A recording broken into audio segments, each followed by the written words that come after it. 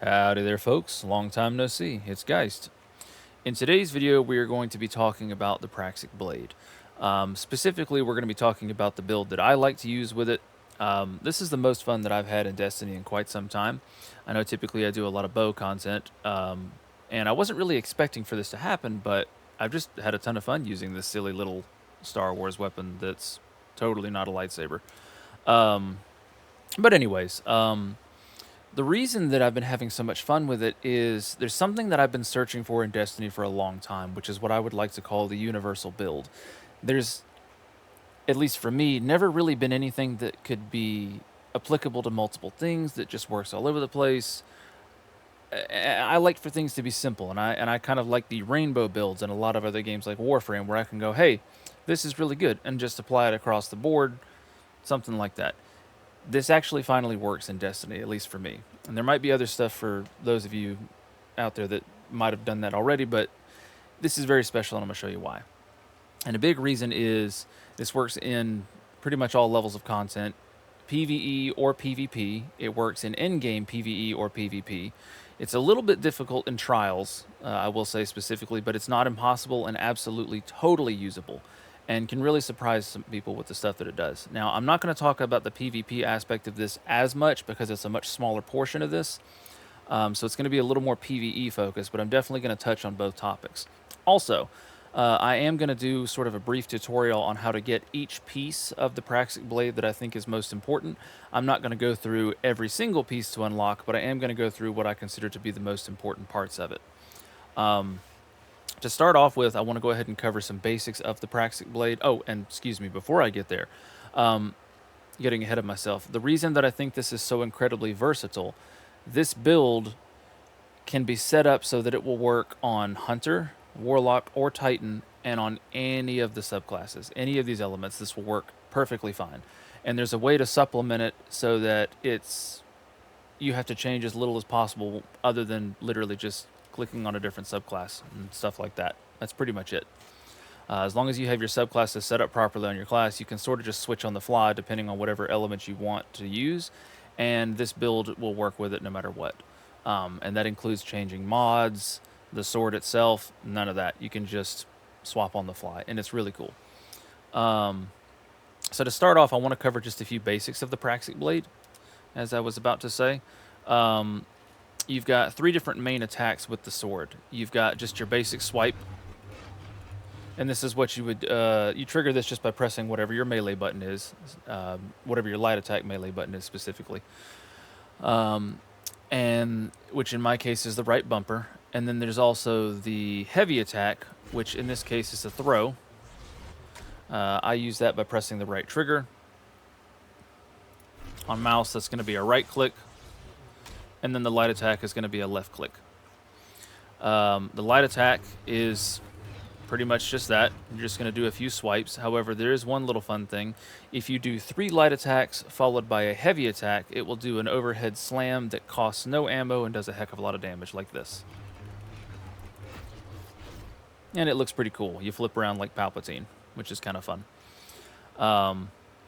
And again, that's going to be for stuff like bosses and champions. Whenever you're wailing on them, you want to fire that off as much as possible between those combos because it's just free damage, hits really hard, and yeah, it doesn't cost any ammo. Now for the throw, that one's a little bit more nuanced. I'm going to try to explain every aspect of it I can think of because it's just a little bit different. If you just tap the button, it's going to throw that and bounce around, whatever.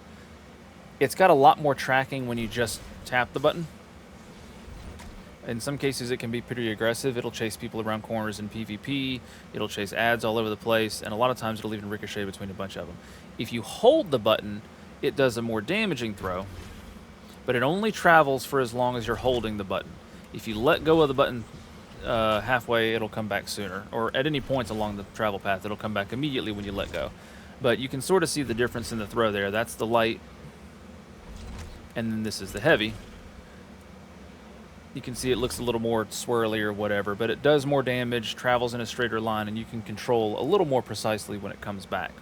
That one-shots in PvP. So if you throw it in PvP, just normally, it isn't going to one-shot. However, If you do the charged attack and hit someone, it is a one-shot. And in both cases, it uses 3 ammo. Also in PvP, just a regular swipe will one-shot. You do have to of course, get pretty close to them, although there is a way to kind of get around that, which we'll cover in just a little bit. One sort of fun little thing you can do with the sword, sort of a bit of a skill gap. If you want to call it back sooner, you can just tap either button, and this is on the regular throw. So either the light or the heavy attack at any point in there will cause the sword to return right away. An even faster method is you also can throw it and then swap weapons. And when you swap it like that, it's just going to immediately go into your pocket. This is especially useful in high-end content or PvP environments because let's say you need to finish off somebody in PvP, or you decide to throw this at an ad to kill them. Oh crap, now I'm defenseless. You can do that to pull it back quickly. And if you double tap your swap, you can have the sword right back to you and then be ready to deflect. This is especially useful in high-end PvE content because you might be getting hit by a barrage of hailfire. And then the final thing to cover is just the little deflect, which in my case is the left trigger. This would be your ADS function on the mouse, or typically be your ADS function. Left trigger for me on there, and I'm stupid and actually don't know what it's bound to on my mouse. Okay, so for me, it's bound to what my charged melee is. You can set it to whatever you want it to be within your settings there. So that's going to vary per person. And I'm trying to be helpful here and talk about both inputs, although I am primarily a controller player, so that's why that one comes a little more naturally to me. But while deflecting, you will reflect any sort of projectiles that enemies are shooting at you. Nope, that's not it. Come on. But it's a little more nuanced than that. It's not just a simple deflection. You won't redirect everything, so it's not like, say, the arc staff on the hunter, where you will physically shoot the same projectile back into them. It's more that if you take damage of any kind whatsoever, it will convert that damage from your deflect into a laser, which fires out in the rough general area of where your cursor is aiming. Now, I will say, when you're deflecting shots, it's best to aim just a teeny bit high, because I've noticed a lot of the times the bolts seem to fire just sort of right under that circle there, right in the center of the reticle. And funny enough, this also works with taking any source of damage. So even if you fall from a great height or something like that, and you start deflecting, and you take that little tidbit of damage, you'll actually shoot... I didn't fall far enough. You'll actually shoot a laser out of it just from taking some fall damage. Let's see if I can get it to do it. See?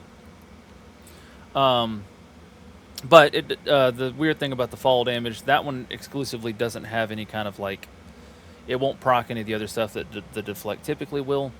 So it is best to still deflect actual damage. But in like a PvP situation, if somebody has, say, a Titan barricade or like a smoke bomb on the ground, you can walk into it while deflecting.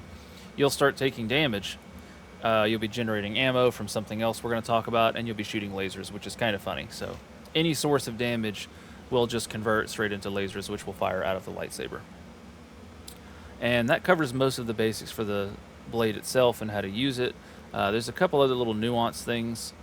But, I mean, really, it's just small stuff like, hey, you know, you can throw this around the corner and take cover and blah, blah, blah. Little things like that that you'll learn just for naturally playing with it. Now I want to talk about the mod setup on this thing. So I told you this was universal no matter what. And brief pause, because I know somebody's going to ask me about this. I'm proud of the drip I came up with to match the saber. For those of you that are going to want to see what it is, here you go. That's what I'm wearing on the hunter to make me look like that. But anyways, so starting with the helmet, I like to have a targeting mod for whatever my primary is. Now, in my case, my primary is going to be a solar bow. You do not have to use a bow. I just like using bows, but I do recommend any kind of mid-range option. So bows, pulses, scout rifles, hand cannons, any of those are going to be really great pairing with the Praxic blade. If you just really like stuff like SMGs or sidearms, you're more than welcome to still pair that with this. However, I would point you towards certain archetypes. The burst fire sidearms are going to be better. Either of the burst fire, doesn't matter if it's the aggressive or the adaptive, just because they're going to have a little bit more range. And then we don't currently have an Energy Burst Fire SMG, which is the new long-range SMG, but that one would probably be a pretty good pairing with this as well. But I would still recommend more mid-range. This thing excels in close-quarter combat, so you just want something for whenever you need to shoot something far away. And if you want to be funny with it, you can also use some of the heat weapons, which then you're just using all the Star Wars stuff, which is kind of fun. And while talking about weapon loadouts, my choice of heavy is going to either be Submersion or my other pick. I don't currently have it with me. Let me pull it up here. The Palmyra rocket launcher is the one that I also like.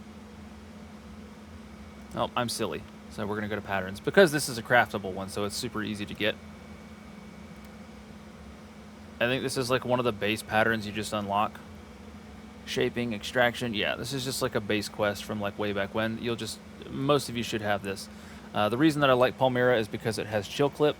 I like to use any heavy that has chill clip, specifically because they just stun overload champions for free, and also it's free damage in general. Submersion is especially great. I currently do not have a chill clip one, unfortunately, but with a chill clip Submersion, it's always applying that on hit, and then you get your bolts back. So for something like a champion or an overload champion and a grandmaster, you hit them with Submersion, now they're stunned, and you can basically just sit there and just keep hammering away with them. And whenever you kill them, run up, grab your bolts, boom, infinite ammo, overload stun. Hopefully Bungie never nerfs that. I think it's a lot of fun. In PvP, the crossbow is not as great, but it's not completely terrible either. Land a headshot, they're dead. If you get to their corpse and pick it up, you got another free one shot there. But anyways, that's my pick for the heavy slot there. Now, back to the mods like I was doing. I like to pick a targeting mod that has to do with whatever primary I have, in this case a solar bow, kinetic siphon, and special ammo finder. These are just going to help in regards to the sword, especially kinetic siphon. This is going to make the sword spawn orbs, whether it's deflecting, thrown, or just the swings. Any kill that involves the sword can spawn orbs as long as you have this mod on. Then on my arms, I like to have a loader and a dexterity mod, and then fastball. These are just all based around the primary, and then fastball, of course, because why not? I like my grenades to go further and faster. Onto the chest piece, we have one unflinching solar mod, Lucent Blade, and solar ammo generation. Lucent Blade is extremely important. If you're not as worried about the ammo generation, you can run 2 Lucent Blades. I wouldn't recommend running more than 2 Lucent Blades, especially not in all 3 slots, just because it's not really noticeable, the difference between 2 and 3. And then the difference between 1 and 2 is pretty negligible, but you can kind of still tell. But you definitely want to have at least 1 at minimum, because there is a pretty big difference in how quickly the sword guard recharges otherwise. And I've got a more defensive stance, so my guard lasts a good bit. But you can see, and boom, there it is. I mean, it comes back pretty daggum quick with just 1 Lucent Blade, so you really only need the 1. On my boots, I'm wearing Kinetic Scavenger, just for more ammo for the sword. And then very, very important, these next 2 mods, Recuperation and Better Already. A lot of you probably run these on a lot of your PVE builds anyways, but essentially, anytime you're spawning orbs, you're going to pick those up, and then it's going to make you get a little health bump, as well as start your health regeneration. On my class item, I'm wearing Reaper. Again, a fan favorite, and that's the one that a lot of you are probably already running.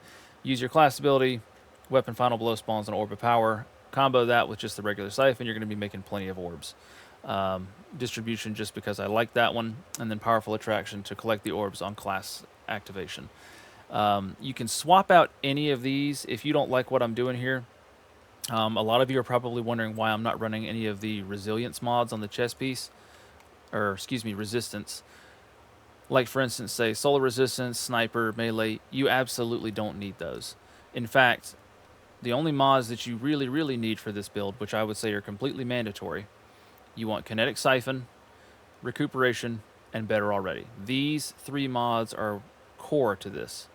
With just those 3 mods alone, and then just using the saber itself, it'll pretty much allow you to be invulnerable in combat, as long as you're smart with how you use it, which we'll go over that in PvE. Now, whenever you're in like a high-end PvE situation, obviously you can deflect, you can swipe, and you can throw.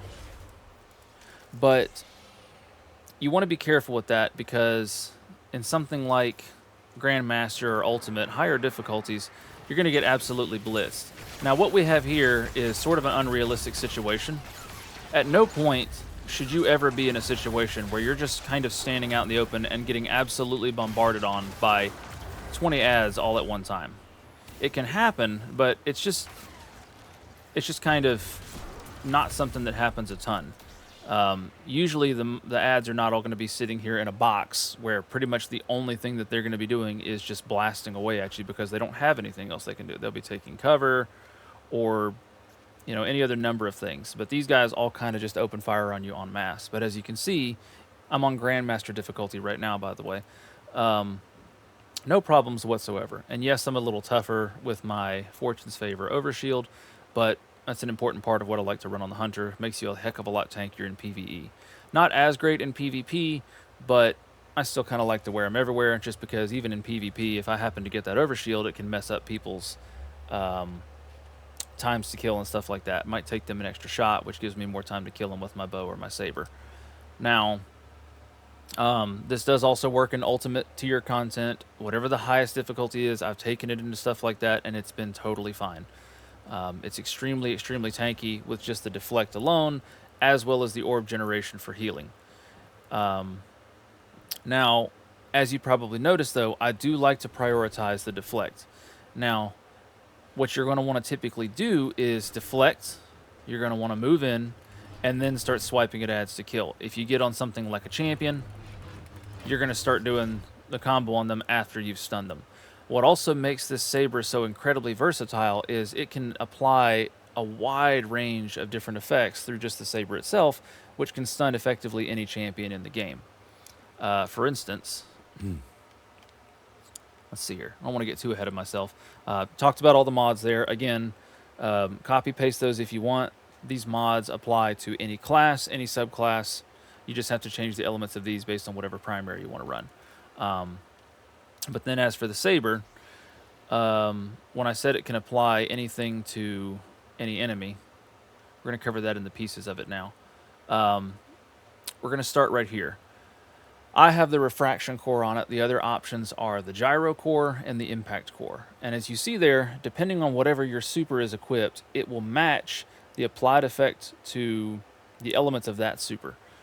This is especially useful on something like Prismatic because it's a little more flexible. Rather than swapping your entire subclass, you can just kind of swap around the super if you want to, if you're looking for a specific effect. But essentially this allows you to play into whatever stuns you want to have. Now, one thing, if you are using a chill clip heavy weapon like me, I don't actually have one with me, but if you're using a chill clip heavy weapon like I like to use, then that's pretty much just free overload stuns. You can just not worry about overloads, which in that case, you can just make the Praxic blade, as long as it's able to stun barriers and unstoppables, you're good to go. That covers all those. But between these three cores, there's the Impact, Refraction, and Gyro. As I said, Gyro happens whenever you throw it, so it will apply those effects on throw damage. Refraction is on reflect damage, and then Impact is just for swinging the sword. By default, it will apply it. I personally prefer the Refraction core. That's just because, especially in super high-end content like GMs and Ultimate, where you're dealing with champions that are going to be blitzing you down, you're going to be deflecting so that you can close the gap with them anyways. And while deflecting, there's a good chance for the ones that do apply the stun there, which is the Scorch and the Slow, you'll stun that champion before you actually get to him. Even if you don't, you're going to need to close the gap anyways, so it's best to always be deflecting, and that's kind of why I like to have it on the Refraction there. If you don't like that, you can just go with the Impact core, but I personally would go with the Refraction core, which I will show you how to get in just a little bit. As well, I also like to pair this with Hyperblade. Reflecting shots causes you to become amplified, grants the sword increased lunge distance for a single swing. This one is incredible in PvP, but it is also fantastic for PvE. It might get a little bit of a lunge nerf at some point, but I hope otherwise they leave it alone because this is an incredibly versatile tool. If you didn't already know, Amplify creates or gives you a little bit of damage resistance in PvE. Not so much in PvP, but it gives you a nice little 15% in PvE. So, when you run into combat, let's do this again. And you start deflecting shots, Now you're amplified. Which that kind of took a second to activate for whatever reason. But reflecting damage does cause you to become amplified, which is going to make you move faster. And it's also going to give you a little bit of extra damage resistance, which is always good. Now, the Amplify on that, I think it procced right away, because it's supposed to proc the second you reflect any kind of damage. This isn't just bullets, remember. You can walk into AoE effects. If an enemy has fire on the ground or grenades, whatever, it'll also activate it. Mine was just kind of stuck under some of the other buffs, but super, super useful, and especially useful in PvP for the lunge, because if you're reflecting, you get amplified. Now it's basically just an eager edge sword, and it does that on the next swing. What's interesting, reflect some damage. Look at me, I'm just sitting here, I'm not doing anything, whatever. Doesn't matter. Even if that amplified runs out, it's not tied to the amplified. You see there down just above my abilities where it says Hyperblade. That just means my next swing is going to be the extended range lunge. One important thing to note, of course, if you put the sword away, you will lose that buff. So you do have to still keep the sword out. But it is kind of neat that there's no timer. And what's also neat... Oops, didn't proc. You can do it over and over and over. The second that you've used your Hyperblade, you can immediately get another Hyperblade as long as you reflect some more damage. And that's pretty much it. Especially useful in PvP, especially in combination with the next piece that we're going to talk about, which is the defensive form, which is my favorite form of these three forms, and I'll get into that in a second. But defensive form makes it so that blocking any attacks, which is basically just taking damage and blocking, makes you generate ammo. So, again, PvP, I've got a buddy of mine, Zane, that loves to do silly stuff like this. If you see like a Titan has an unattended barricade somewhere and you have 1 point of sword ammo, you can actually start deflecting and just go stand in that Titan shield, and it will sit there and keep generating ammo. Now, it's not generating the ammo right now with the laser, but taking any sort of damage while deflecting that will slowly give you ammo that comes into the sword. And in combination between Hyperblade and that, the second you reflect any damage in a PvP environment, you'll deflect it, you'll get 1 ammo back, and then boom, you lunge and kill them. You basically got a free piece of ammo for doing that, and then you just kind of rinse and repeat. Between the defensive form and... excuse me, I was hovering over Refraction. Between Hyperblade and the defensive form in PvP, once you get 1 single piece of ammo, you can kind of just go on a tear with it. And it's pretty much the same thing no matter what. You want to deflect, and then lunge. Deflect, and then lunge. And you see the difference there in just the regular lunge. There's basically none. You can also throw it in PvP, but again, do keep in mind, it does cost 3. So you're probably going to burn most of the ammo that you got there. And honestly, throw kills in PvP are really only useful in 2 scenarios for me. Let's say I do some damage to somebody, they run around a corner. I can throw the blade after them to chase them. It'll bounce around the corner and maybe get them. That's just as a nice finisher. As I said, the heavy throw, which doesn't consume any more ammo, is a one-shot kill. If you want to get the range kill with it, that's sort of a skill thing. Although, let's say somebody does some kind of CC on you, they slow you or suspend you, something like that, and you can't quite get to them, you can just do the heavy throw straight at them, and it'll kill them. And then PVE, of course, just a wonderful combo no matter what.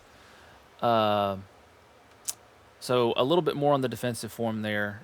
Part of the reason that I also like it in PVE is because having that defensive form, if you check the stats there on the bottom right, between something like offensive or balanced, it has a much higher guard resistance and guard endurance. So what that means is you can guard for longer, and the damage resistance itself is a lot higher. So you'll take a heck of a lot less damage, which is very, very useful because in those high-end content, it can kind of just turn into a bullet hell.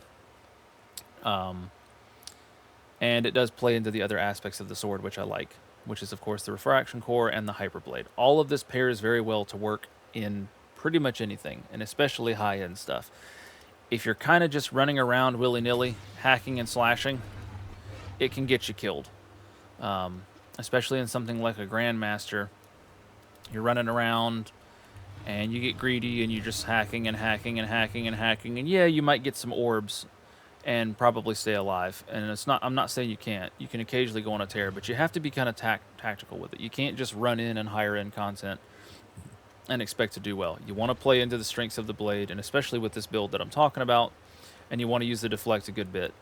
The other reason that it's highly important to build into the deflect is because of these three forms. Balanced form grants ammo for rapid kills. Offensive does it for landing 3 melee or throw attacks. Defensive makes the ammo just from blocking. The block does not consume any ammo. So essentially, of the three forms, this is the only one that can generate ammo for free. So if you get really, really low and you're about to run out of ammo and you don't see any on the ground, you're like, well, crap, you can just start being a little bit more defensive, start deflecting a lot more, and you will passively generate a good bit of ammo for it. Now, right now, ammo is not as much of a concern. If you look in the artifact, we have kinetic synthesis. This thing basically just vomits out kinetic ammo. And I know you guys have seen this probably with some of like the chaperone videos that are going on right now. You can get up under bosses and basically sit there and just spam chaperone like crazy. But it works really, really well for the saber. And the chaperone thing is probably unintended, but, you know, enjoy it while you can in PVE. But this is really, really good for the saber because you essentially have limitless ammo. So as of right now, you can, in lower end content, provided you're not getting shot to death, you can just kind of hack and slash, hack and slash, hack and slash, and it'll keep generating ammo. And they look like little white bricks. Let me spawn some of these guys so I can show you what I'm talking about.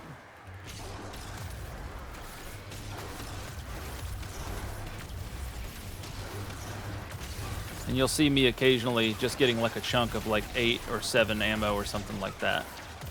Let's see if I can get one of them. There, that guy spawned it. Okay, right there, that little white brick. You know, we haven't seen kinetic bricks in a long time just because, or excuse me, primary bricks, because, you know, most of our primaries have infinite ammo now. But they reuse that old model, and that's something that's spawning off of the seasonal mod right now. So use it and abuse it and enjoy it while you can, but it's not going to be around forever. When that does go away and the ammo for the saber is a lot less plentiful, defensive form, unless they make some major changes, is still going to be on top. And even if they reduce the ammo generation just a little bit, it's still going to be really good because, again, it's the only one of the three forms that can generate ammo for nothing. Now, I hope I've given you enough info on how to use it, situations to use it, and why it's so good in high-end content. I'm not going to showcase something like me running through a GM or whatever with it right now. Just take my word for it. You can make it work. Especially because, as I said, this build is very universal across all classes and across all subclasses.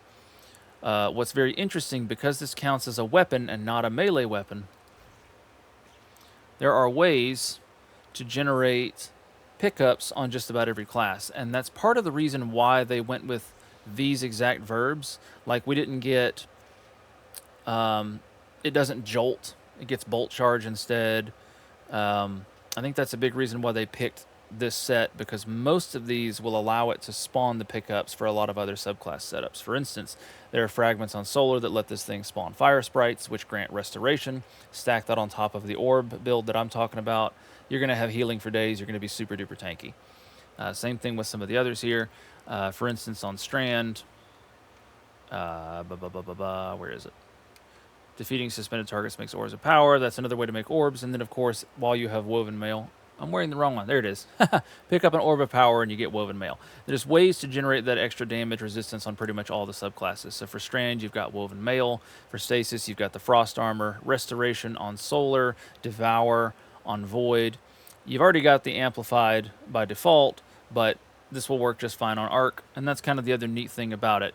You definitely don't have to care about those. You don't have to spec into them too much, because the amplified from Praxic Blade, plus making all the orbs and healing when you're picking them up, and then the deflect damage resistance itself, makes you super, super survivable. And, you know, you're going to be generating orbs and ammo and all that stuff just for deflecting. You can kind of see the loop here. I'm starting to talk in circles, but there's a lot of good stuff happening all at once. And this is incredibly versatile and very universal. You can staple this onto whatever subclass you want. And the other thing is, this is not exotic armor dependent whatsoever. I do not have to wear Fortune's Favor.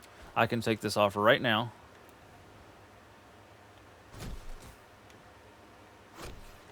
Okay, get rid of my shield, please. There we go. And still got 200 health. Let me make sure I got the right... Aha! Nope. Let me remember to put on my orb Healy mods.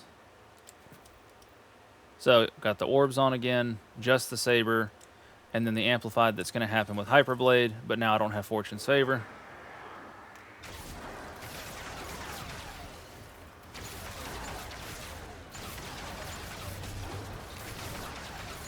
And you see I'm still ridiculously tanky.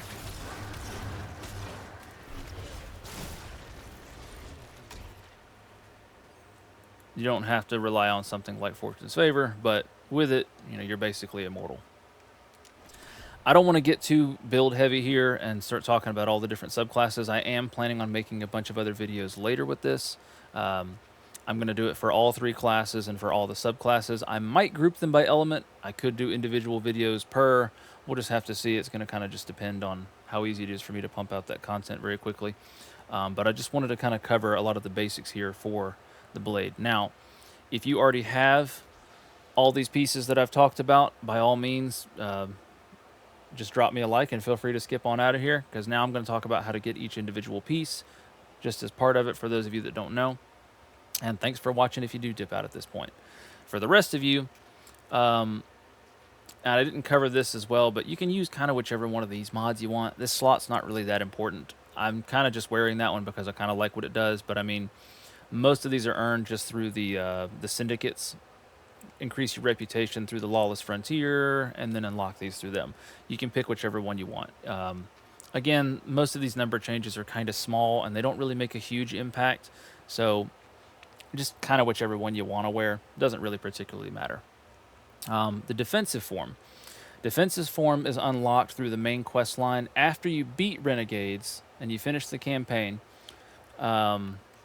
Well, first and foremost, once you unlock the saber, you get the saber through the quest Fire and Ice, which I guess I should have mentioned that at the beginning of the video, but that's okay.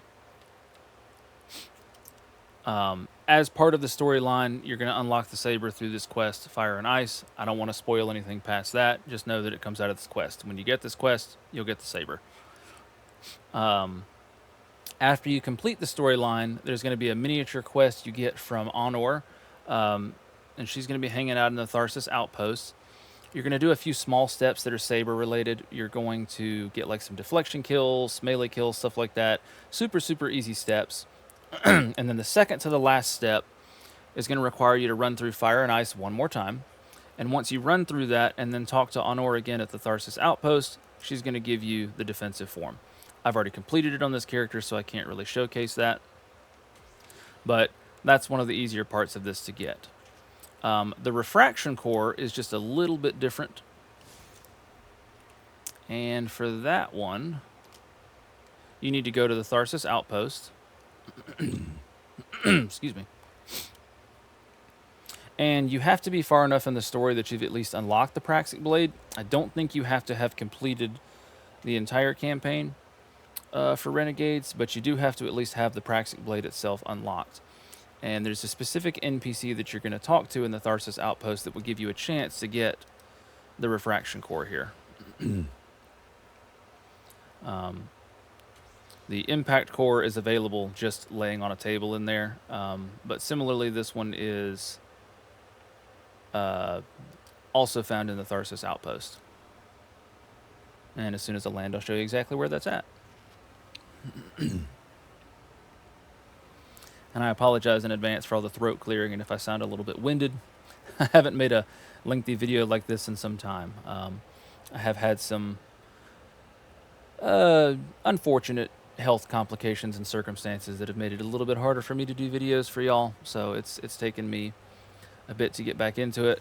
I'm in a little bit of a pain right now, so if you hear a lot of creaking from my chair and movement, I'm just a bit uncomfortable. So I apologize for any of that. But not to get into all that and get too negative. So, there is an NPC that can spawn in one of several locations in here. And it changes from day to day. I'm trying to remember where he was over here. Oh, he's usually here. Okay, so this is one of the spots he can spawn in. He looks like a dreg that's just kind of curled up in the fetal position on the ground. Let's see if he's in one of the other spots. And he's always on the outskirts of the map near one of those little trash piles. I don't actually know all of his spawns off the top of my head.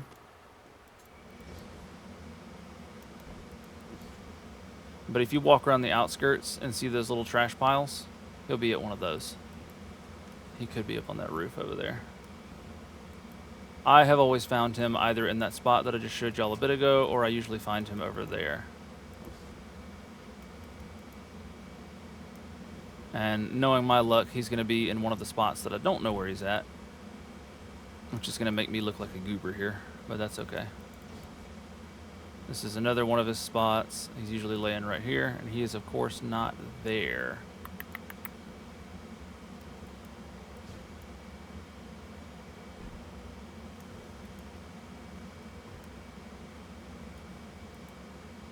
Well, this is kind of funny.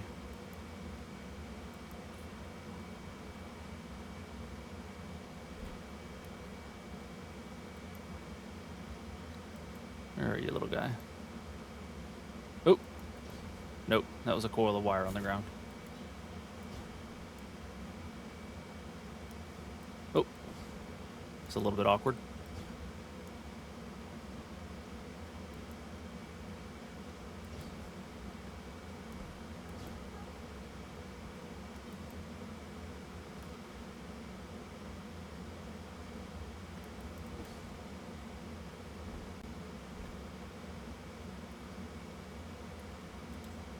Hey there, buddy.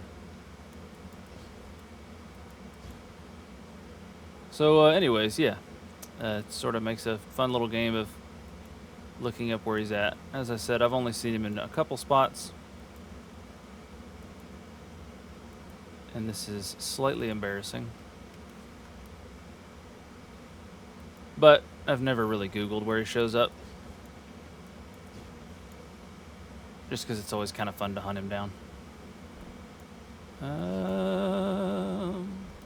And for those of you out there that are watching right now that know exactly where he's at, you're more than welcome to make fun of me in the comments. That's okay.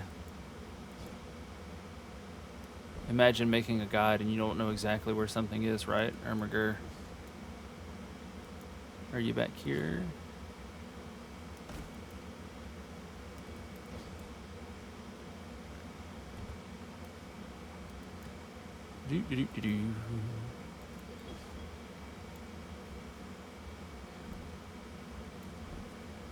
Found him.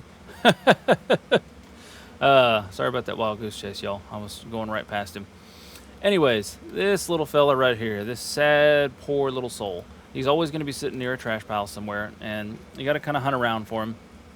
But essentially what you're going to do is just do this. Just keep giving him your credits over and over and over. Now, I got my core pretty quickly. I've seen some people say that it took upwards of like 5,000 for them to get it. He's going to give you some other random materials. But once in a blue moon, he's going to drop this refraction core. So that's where you get it. Just go find this little dude in the Tharsis outpost, feed him credits until the refraction core pops out, and that's how you get that. The last piece that you need to unlock is the Hyperblade. And in order to unlock that,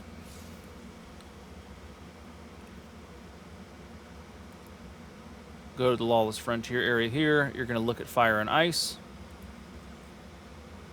You need to make sure that it's set to Legendary, and you're going to launch the quest.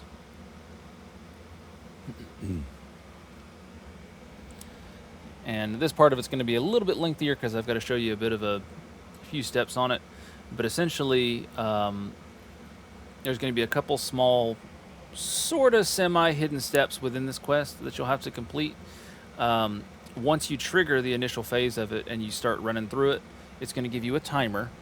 The timer is about 30 minutes, so you have 30 minutes to finish the additional steps to unlock the catalyst there.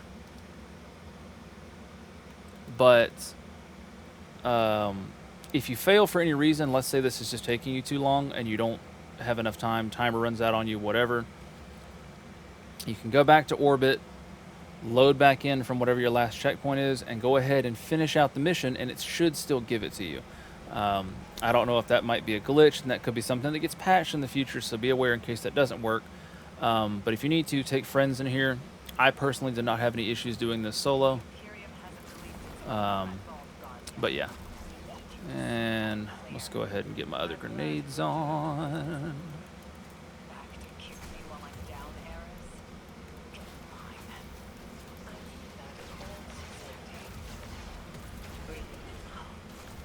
Okay.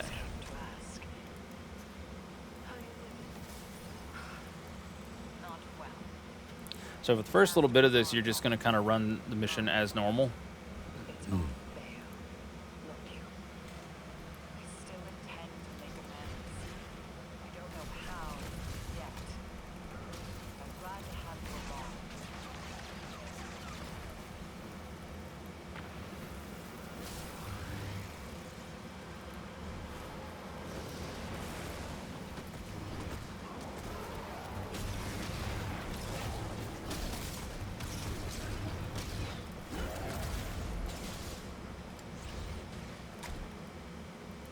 And I'm going the wrong way like a goober. Hee hee.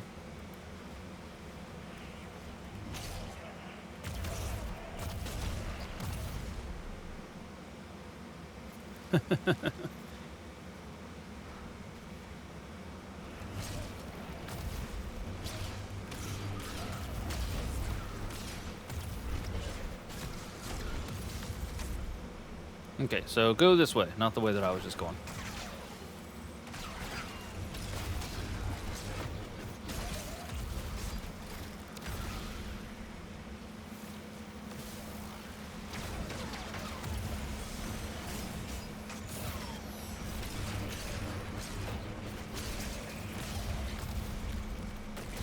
And you see a little bit of the gameplay loop here. It's just so much fun. Oop, missed.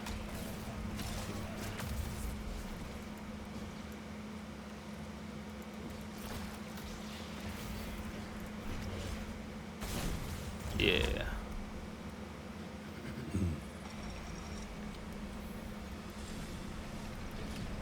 Do do do do do.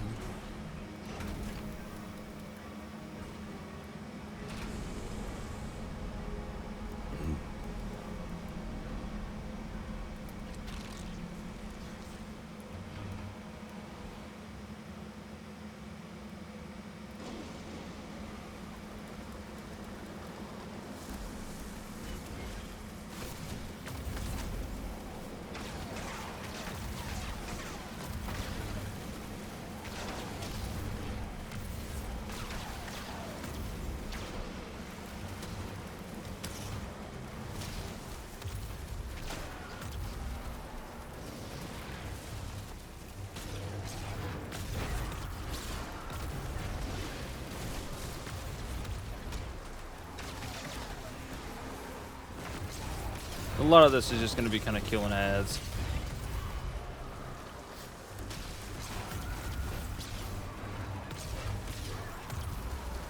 And we haven't really gotten to the super important step yet, but the first step to triggering this little event to get the catalyst is going to be in this room. And again, there are some shorter explanations out there. I just decided to show you guys a little bit lengthier of a walkthrough. Okay, so now that we're in this room on Legendary, you see that there are these 4 little shadow devices here. You're going to break all 4 of them. And then that's it. That's what triggers it. And you're going to go down here.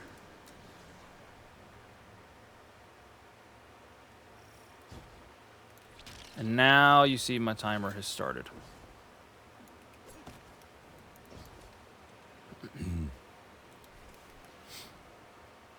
So you got to be a little bit quick, but you should have plenty of time overall.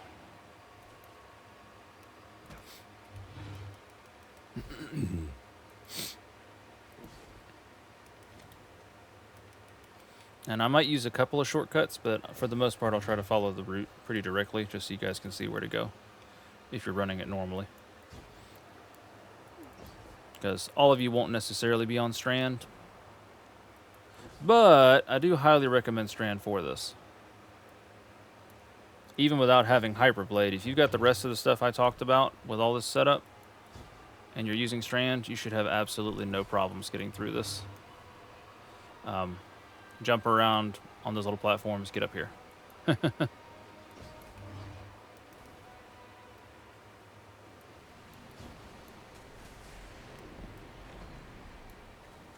Alright, now, I'm going to tell you the proper way to go, but I'm going to show you my little skip just to save time. You're, of course, going to crawl along through this little gap right here. There's going to be these little pedestal things that come out and hit you. You're going to go inside of that last gap over there. And there's a hole in the back right corner that will allow you to pass through. You have to time it right so you don't get hit by the big thing jumping out the wall. And then it's going to be a little pathway to jump up over there, back across here from up there, and then you're going to go in there. I like to just do this because this is where you need to go anyways. And then for this part, you don't go on that there. There's a little gap right here. So come up to the stairs, come through here. Oops, and I'm getting bullied. Now there's a wall there. You can't actually hit that. So just ignore it.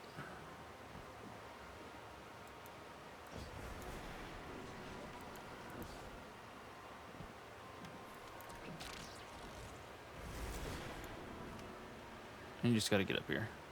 There's little stuff that's going to jump out of the walls, but again, I use grapple to speed this up just a little bit. Oopsies. Going the wrong way right away.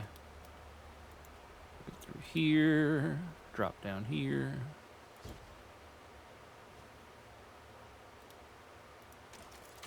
You can grapple through, or you can just mess up like I just did.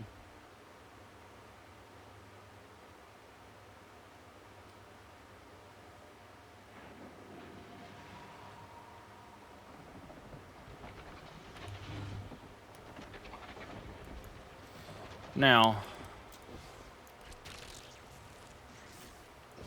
it is possible to just skip straight up there, but I'm going to show you guys the proper way to get up there.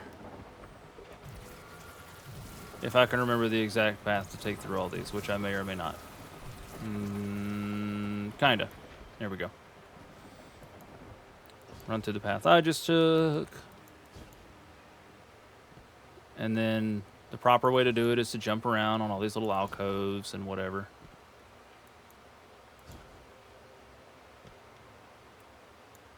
Although, I would much rather use my grapple, of course. Whoops.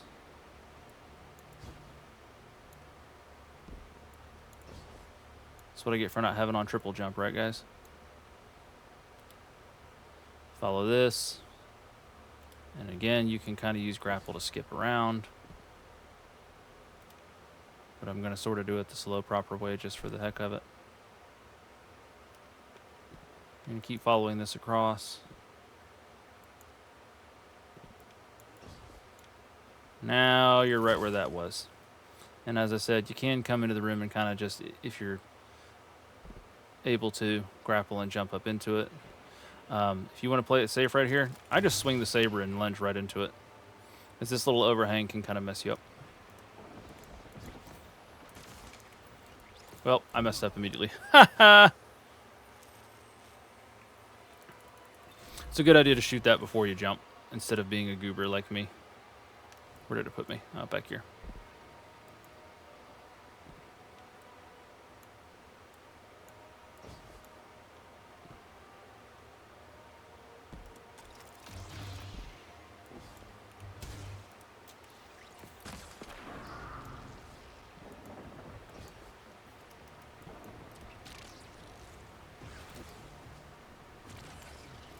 Now, the area that we need to get to is all the way around this room. It is possible to skip over there with grapple and stuff. But again, I'm going to show you guys the proper way to fall off the map. I suck. That's okay.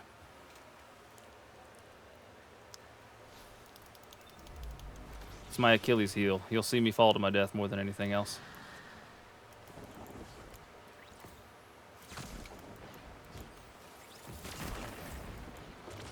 I tend to get tunnel vision a lot, as I tend to play longer range builds, and I'll back right off of cliffs. So I hope you're at the very least getting amused by me falling.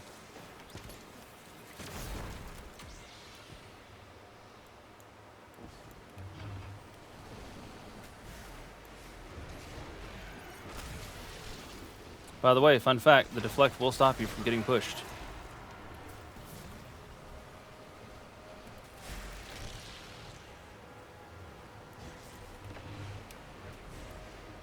Okay, you get over here on this platform, and now you're trying to get in there. You can start by going into it lower, but I like to try to jump up here on the high bit. Just because now we're right here where we want to be. And you can jump on these little guys. And you know, that one, blah, blah, blah, whatever. I'm going to grapple. You can see where to go, I think. But again, you see why I like grapple so much here. It's very, very useful for skipping around. And I'm goobering about and falling off cliffs and trying to explain stuff to you guys very poorly. And as you can see, it's not really hurting me that badly. I'm still doing pretty much okay all the time.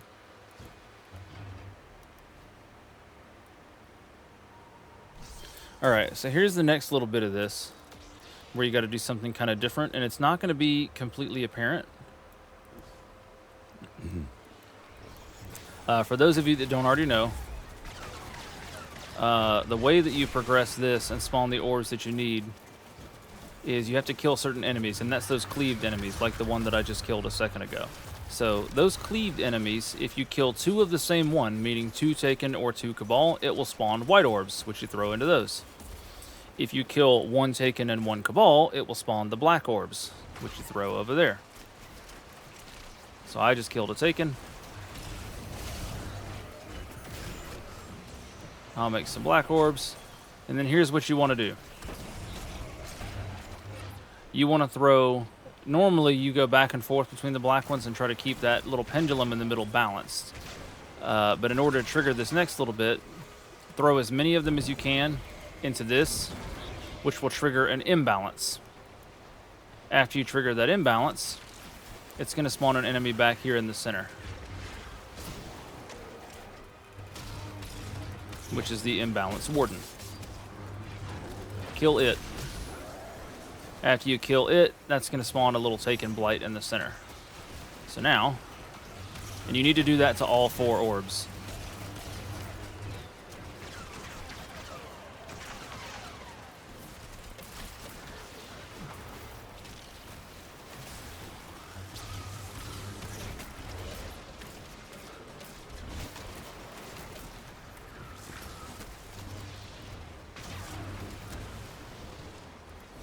Knocking me back a little bit. All right, we got all the white orbs now. Oh, they fell off. That'll trigger another imbalance.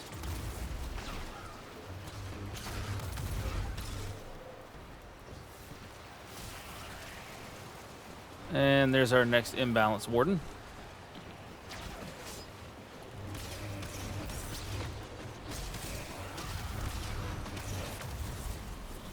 Kill him and see now there's 2 of those blights.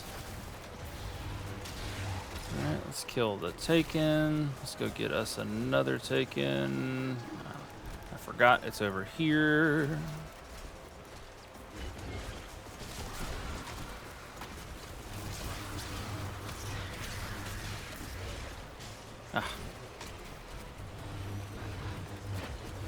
One additional pro tip I forgot to mention. You do want to be careful whenever you're trying to do the little overhead slam combo that your feet are on the ground. You can't do the wind up combo if your feet are off the ground. So if you get off the ground for any reason during your little combo, it will cancel it out. And then you'll do what I do and accidentally throw your saber, which is what I do a lot.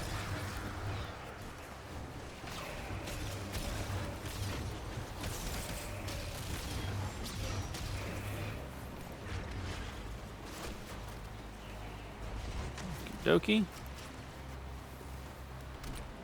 And this should be our last one here. I just need to kill some Taken.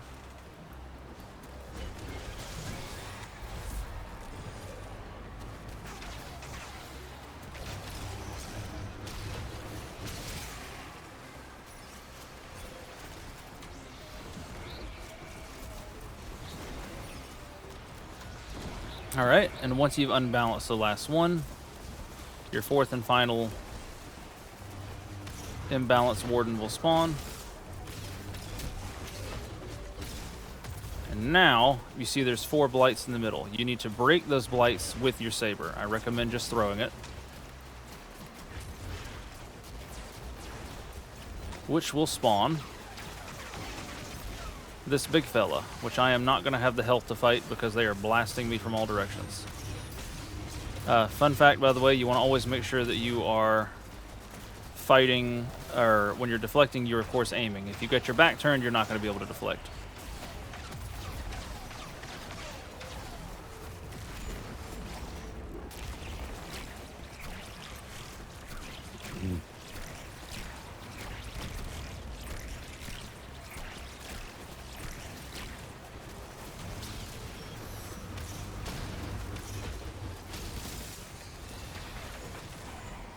Kind of getting in danger here.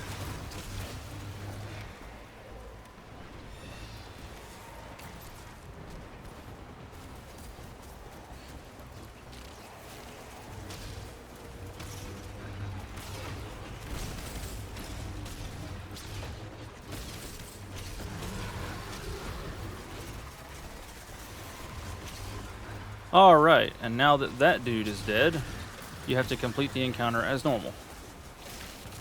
So, oh, darn it.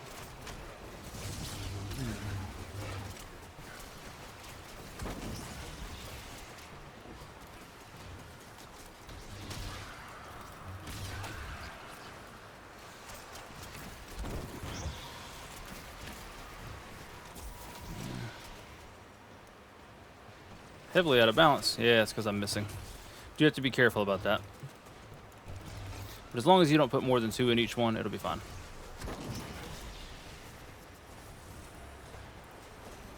Alright, that one's gone forever.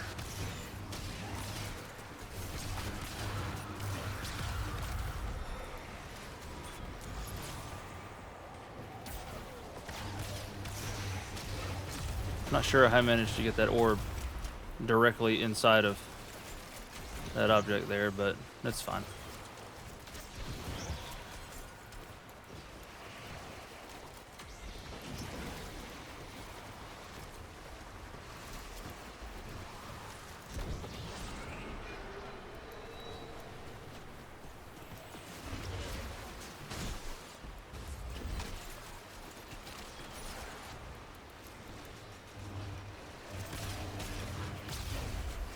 And that should be my last one.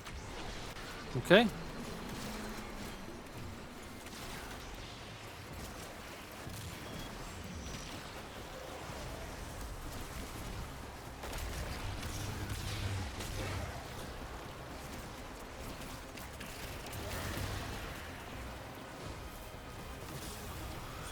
By the way, don't ever forget there's like annoying little snipers everywhere. And if you forget which enemy that you just killed, like I did, it'll say taken or Baron energy cleaved. That's how you know the last one you cleaved was a what enemy it was. So the last thing I killed was a taken. I'm trying to make opposite now. Okay. If you aim them kind of high, they will go right in, which is what I was trying to do last time, but I kind of missed. Nice.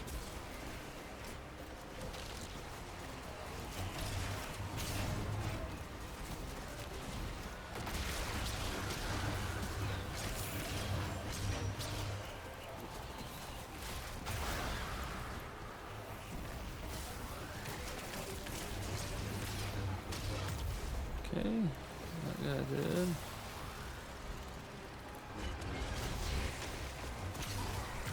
Alright, here's our last bit of dark.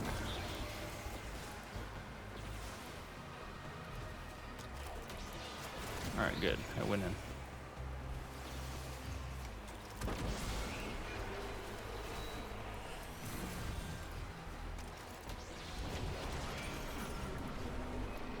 Okie doke.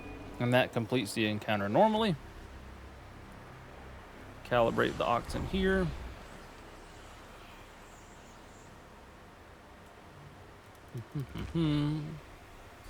Grab the balanced octants. And head back the way you came through the portal. Now, the rest of this is just going to be completing the whole thing normally, which is going to take me a little bit of time. So if you want to skip past all this bit and just go straight to the parts that you know, you can go towards the end, and I'll show you the location of where there's a small little chest, because we've already completed everything we need to get the catalyst, but it's going to drop from a small little chest that you're going to see at the very, very end of this, at the spot where you get the Praxic blade, and I am going to show you that, so feel free to fast forward to that point if you need to. But for the rest of you that may not know how to do this at all, I'm still going to keep walking through it anyways.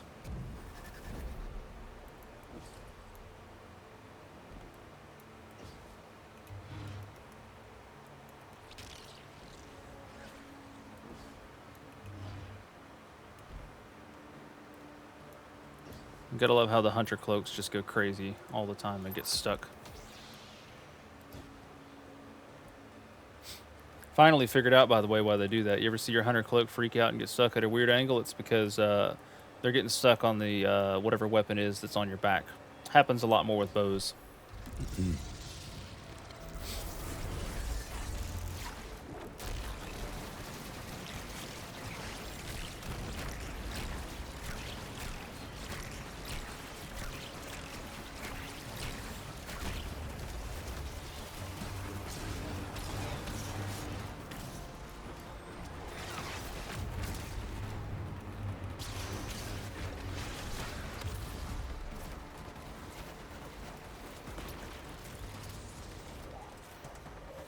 Oh, man.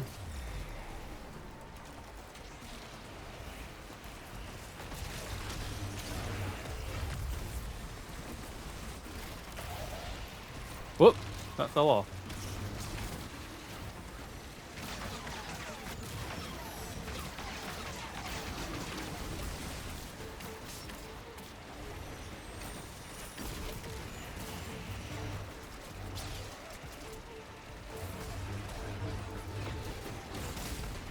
Fun fact, by the way, for this little tidbit, if you land your full combo on the little shield generator, it typically will just kill it.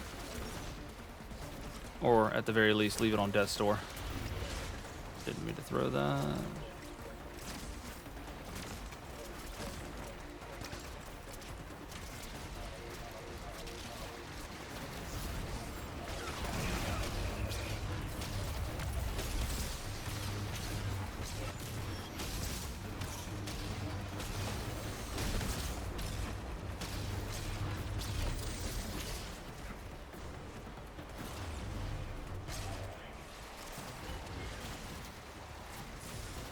Oh.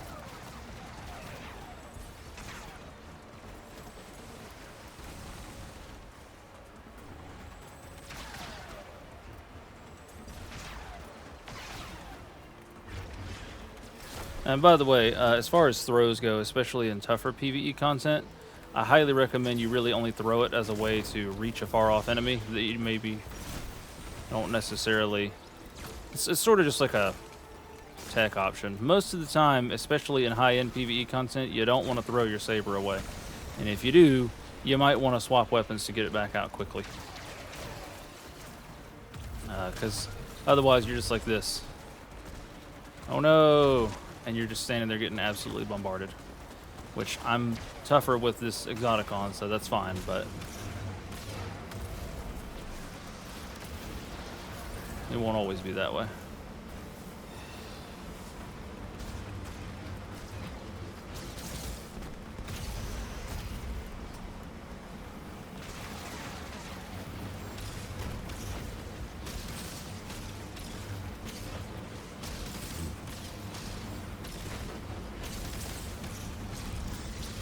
right, and now he's down to his last little bit. So we're going to have to do a little bit of a puzzle. Spoiler alert, it is the same as, very, very similar to what we were doing previously.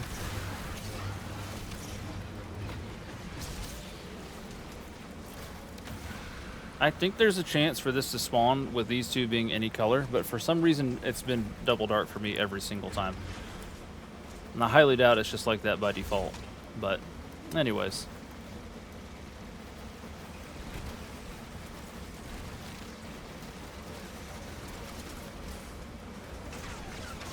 Alright.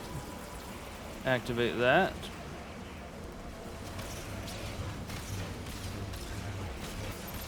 Oh. Thank you, Orb of Power.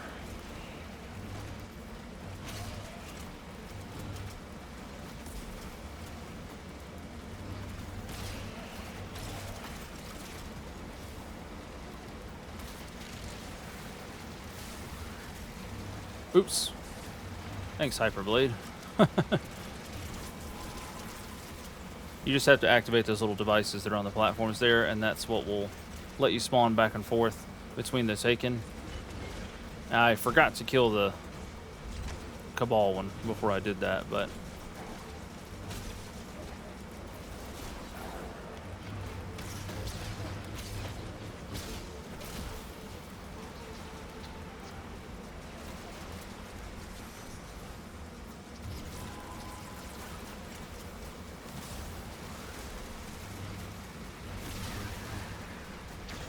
Alright.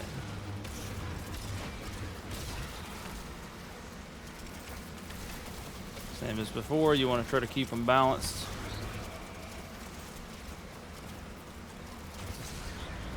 Ooh, ooh, ooh, ooh. I might be about to go down here. Nope. See, even when your health is super duper low, that thing can still save the crap out of you just by deflecting. Oops. Alright. Kill this guy. Come on. There we go.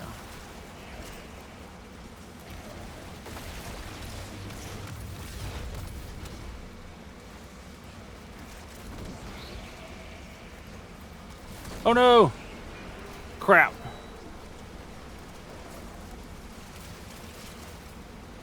Yeah, be careful that they don't accidentally curve into the wrong one when you're trying to aim for the other.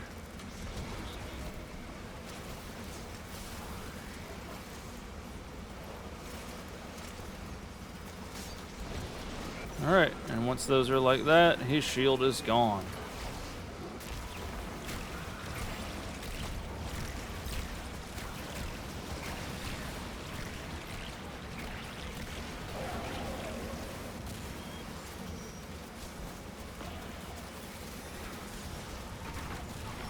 Now, be careful, because once you kill the boss, it is not over.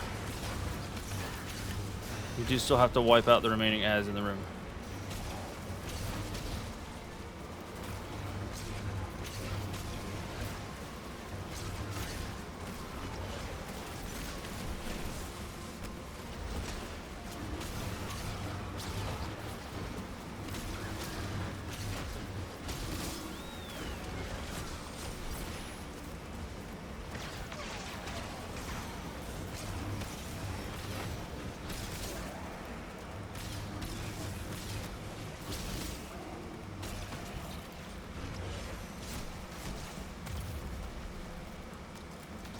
All right, and there you go.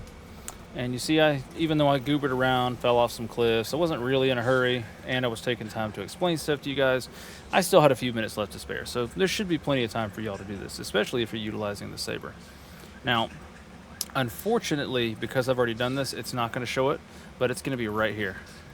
There's going to be a little small, almost looks like golden suitcase, just sitting right here on the ground. So just walk up, and you're going to claim it out of that, and that's how you get Hyperblade. There are similar ways, like I said, to get other portions of this, but I just wanted to go over with y'all how to get what I consider to be the most important parts of that. So I hope you found this useful. I know it was sort of a bit of a longer one. It was kind of a bit ranty, and maybe a little bit sloppy. Obviously, I couldn't exactly immediately find where that little fellow was curled up, but otherwise, you know how to get all the parts of this now. This is what I consider to be the ideal build on the Saber for PvE and PvP.